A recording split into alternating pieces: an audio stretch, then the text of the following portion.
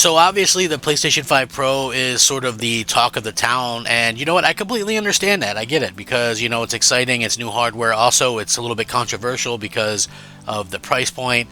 There's a lot of dislikes on the Pro announcement. Could Sony have handled that better? Probably. Just being honest, they probably could have handled that better. I think it's incredibly difficult to showcase games the way that they did, because there's so much compression involved, right? So whether you're watching stuff from Digital Foundry or on YouTube or whatever, there's always going to be compression there. Maybe people are watching on a 1080p TV or whatever the case may be. So things don't always look as good as they actually do in person and things like that. I think that's also like a huge reason why, if you look at things, we see that like in general, you can't really advertise like VR that well, because you have to really kind of experience that for yourself. And I think it's hard to experience that if you can't, you literally cannot experience that through like a video or just watching someone play VR or whatever. You have to kind of experience that for yourself, and that's pretty impossible to accomplish in general, because of the way that VR works. So again, with the PS5 Pro, it could be something just as simple as that. I really think that this is something that I think everybody can kind of get behind, though. I think a lot of PlayStation fans are looking at this and saying, hey, finally, about time. Sony is really nailing it. So I want to get into it. What's up, everybody? I'm the Crap Gamer. This is Crap Gamer Reviews, back with yet another video. Thank you so much for checking it out. Please hit that like button. Smash the hell out of it, in fact. And, let me know what you guys think. I appreciate it. You guys have been fantastic, and I really love hearing from you guys on what you think of the videos and things. I do daily gaming content, so if you guys are interested in the content and stuff like that, even better. It honestly just makes me so happy that you guys are excited for what's on the horizon and things like that, just like me. So please do me a favor and like the videos and stuff like that. That would be fantastic. So yeah, very much so. Anyway, I think okay, even if you're underwhelmed by what's going on with PlayStation, I think that it does make some sense that we're kind of excited for seeing some new announcements and some new games and things like that. And it looks like we might be getting that sooner rather than later. So yeah, I think that would be really cool to see that. It looks like a State of Play is coming later this month. That's a rumor, so take that with a grain of salt right now. PlayStation's next State of Play event is taking place in late September 2024, as well-known leakers have said. Reported PlayStation broadcast might be at least partially dedicated to showcasing games running on the recently unveiled PS5 Pro. Now, Sony has been hosting State of Play events multiple times per year for over half a decade, the latest of which live streams was the May 30th State of Play, which featured Astrobot, Marvel Rivals, Silent Hill 2, Monster Hunter Wilds, and the, of course, now defunct Concord, among numerous other titles. Now, Sony is now looking to follow up on that event before the end of the month, according to well-known industry insider Jeff Grubb. During the latest episode of Game Mess Mornings podcast, Grubb reiterated his recent claim that Sony is planning a State of Play for September this year. He also has now narrowed down the time frame and for the event, stating that the live stream is probably coming in, let's say 12-ish days or around September 24th or so at that time. The exact game lineup for the purported event is currently unclear, although there are some obvious candidates. Given the massive success of Astrobot, it is quite plausible that Team Asobi's latest title will reveal at least some of its post-launch content during the next State of Play. After all, the developer did recently confirm that free Astrobot DLC will be coming soon, and the game itself hits the market. Now, Metal Gear Solid Delta Snake Eater could also make an appearance at the upcoming event, not least because Sony has reportedly insisted that the much anticipated remake will release in 2024, even though Kojima himself hasn't yet committed to confirm Konami, not Kojima.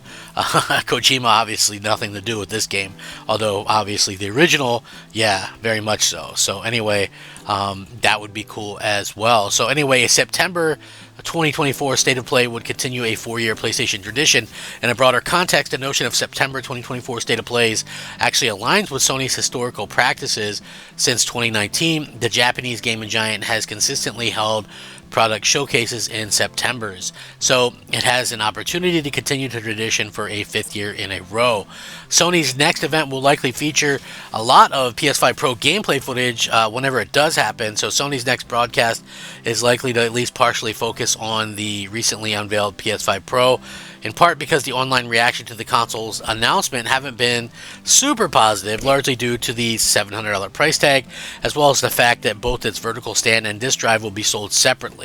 Given that response, Sony will plausibly be motivated to showcase more of the console's capabilities during the next State of Play to strengthen its case as for why fans should consider purchasing it. Although I feel like the fact that right now we see GameStop offering like up to $400 for people on trade-ins of their PS5 or the Xbox Series X or whatever, I think that's an incredible incentive in and of itself. I never thought that the PS5 Pro was for a particular, group or whatever. Like, what I mean by that is I thought that the PS5 Pro is definitely for somebody who probably already owns a PS5, probably a enthusiast type gamer, and a gamer that honestly is just looking for the best of the best on the console side of things, and we could definitely see something like that happen with this State of Play. But I think, a lot of us are ready for the actual games themselves. We are all kind of wanting to see how these things kind of run and look on the PlayStation 5 Pro. Again, you could sort of see why potentially Sony was very hesitant. Like, there were rumors that the PS5 Pro maybe even would have been ready for last year, but the lack of games and things like that have reportedly been a real issue. Like, when you look at it, it's like more old games. So I can definitely see the issue there, and why maybe Sony wasn't interested in announcing something sooner. But also I could see why a lot of people would be kind of saying, okay, well, I'm going to wait, because if you think about it, a lot of people bought a PS5, decent launch lineup, decent year or so, but again, like even 2022, which many consider to be the best year for PlayStation 5, they relaunched 3 bangers, which was God of War Ragnarok, Horizon Forbidden West, and Gran Turismo 7. But the problem with that was that those 3 games were cross-generation, meaning you could buy them on PS4, and you weren't really sacrificing much if you did that, right? I mean, maybe a little bit of frame rate, but overall, the game still played and looked fantastic. And so, again, a lot of people kind of question, hey, why even bother buying a PS5? And we're 4 years in, and they're trying to sell you another one. So I can look at it from that angle and go, okay, you bought a $500 PlayStation 5. Now they want to sell you another $700 PS5 Pro, $1,200 for 4 years of content, and they haven't really delivered on the content. I mean, you look at some of the stuff, they have had some good stuff that was console only. Some people will probably point to the Demon's Souls remake. Obviously, Ratchet and Clank I thought was a good game. Spider-Man 2, there's nothing in that to me that screams next generation or even better than the previous Spider-Man games. Like, I thought Miles Morales was pretty good, and I thought that the first Spider-Man game, or the remaster, was pretty good for that as well, but it just does seem like there's a lot of issues lately with what Sony's trying to do. And then obviously, they've canceled quite a few games, including Factions, the multiplayer game from The Last of Us 2. They've canceled the Twisted Metal game, several other games canceled. They released Concord for whatever reason, but Concord, turns out to be just an absolute joke, and is already kind of defunct.